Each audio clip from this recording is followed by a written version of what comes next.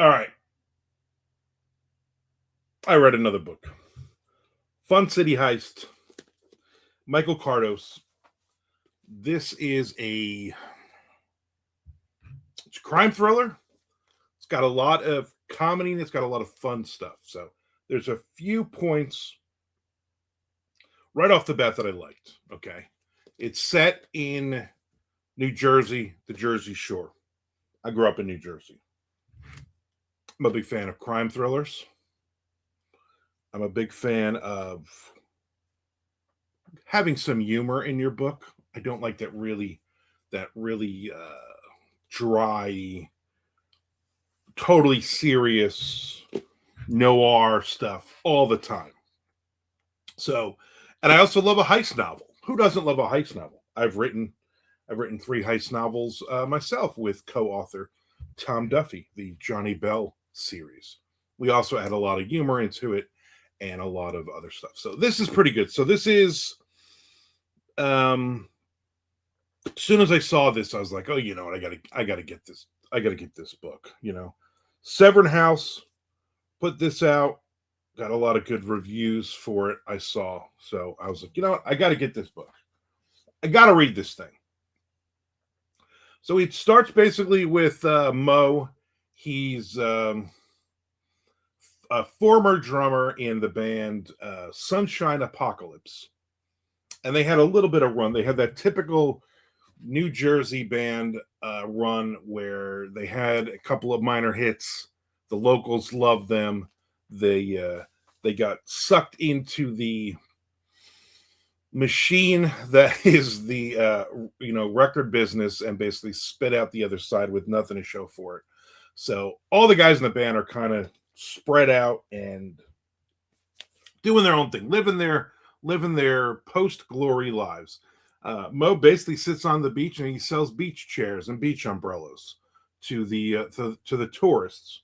Hasn't talked to his Johnny, his lead singer, in a dozen years or so since the band broke up. And all of a sudden, here comes Johnny with a sob story and a let's get back together.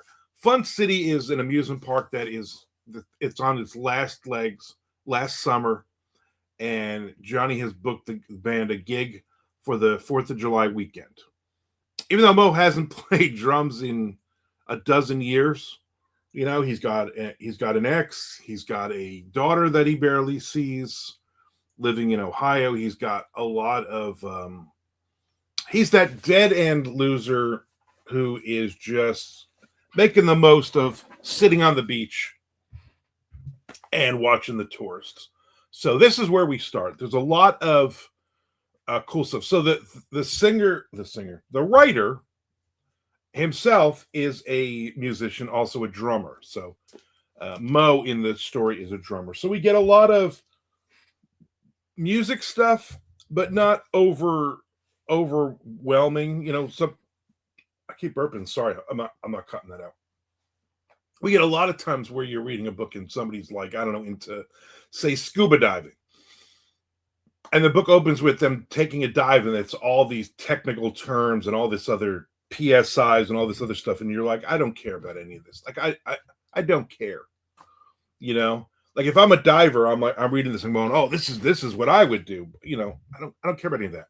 This is not one of those books. He's not like, oh, let me go through drum things and whatnot. He hears like the seagulls and he knows like, hey, that's a C sharp or whatever it is in the book. He knows notes, okay, which I think is good enough to get through. We understand that he's a musician as a writer, but in the book they're not throwing it in your face. So this is a typical little Jersey Shore town, a lot of wacky characters in it, a lot of strange people trapped in this situation, like we all were growing up in Jersey, growing up. So if you like New Jersey stories, you like crime thrillers, you like heists, you like books with bands, you like music, there's a lot of really cool stuff. There's a funny line where he mentions, I forget what band now, he mentions a song.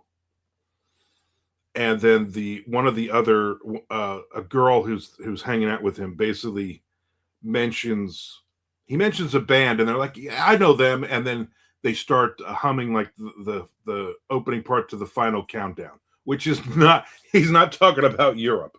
And I thought that was hysterical, like just little goofy things like that in the story that actually make you laugh. So I'm a fan of this book. I like it. I'm going to definitely read more from this author.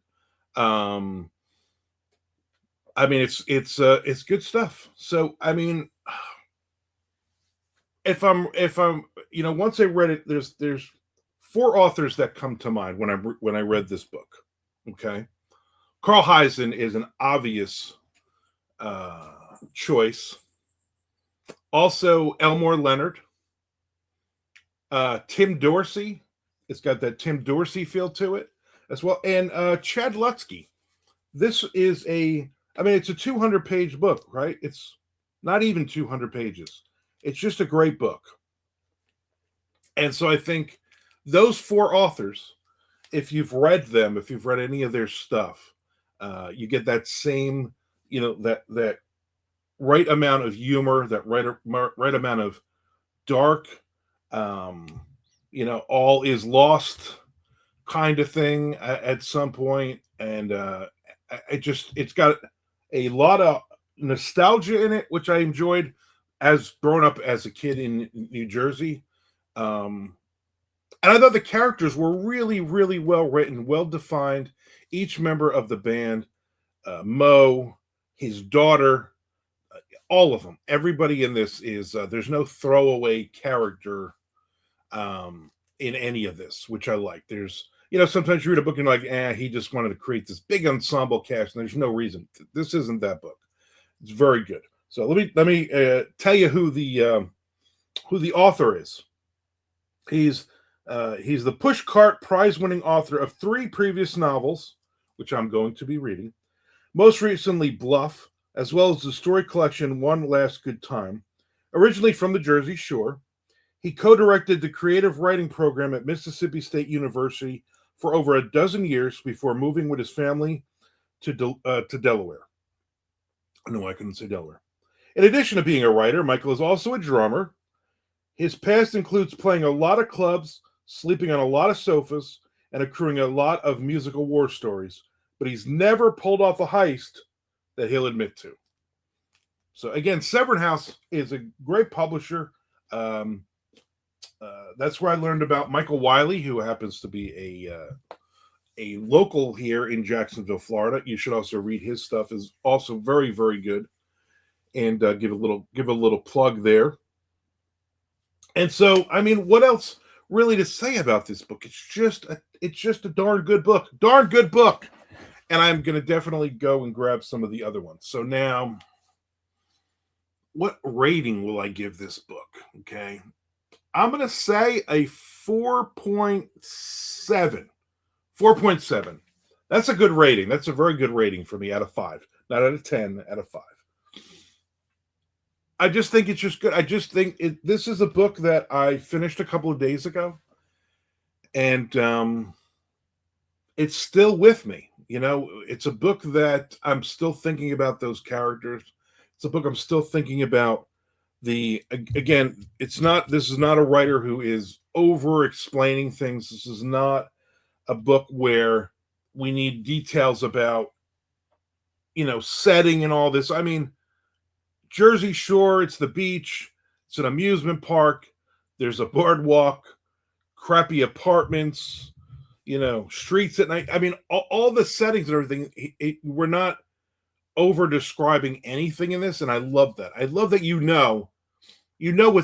can smell it. As I'm reading this book, I can smell with Seaside Heights, with Wildwood, with Point Pleasant. I can smell what these places still smell like, even though I haven't been there in many years. As a kid growing up on the Jersey Shore, it's just one of those things where it just takes you right back in. And I think I love that. And I think there's enough here, even if you've never been to New Jersey, if you're living out in the middle of Iowa, you're still going to love this book because the characters are just so damn good. So the book itself says, one faded rock star one last gig, one breathtaking lie. And I think it's awesome. An expertly paced thriller, Peter Swanson, New York Times bestselling author, says. Okay. Uh, William Boyle, one of my favorite authors too, Saint of the Narrow Street. He says, this is thrilling, hilarious, and deeply entertaining. I agree. Lisa Scottolini says, Michael Kardos is a master of ratcheting up the suspense.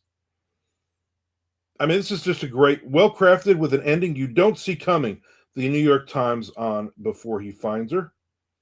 So on one of his other books. So I'm looking forward to reading and reviewing more of this author's books. Great job. 4.7 on that one. I appreciate everybody hitting the subscribe button.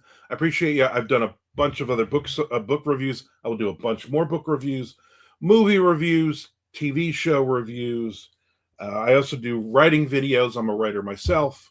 In case you're popping in here for the first time, 15 years able to live off this full time as an author. So I must be doing something right. I don't know, but keep watching these YouTube videos, and I would greatly appreciate it. All right, until next time, watch all of my videos.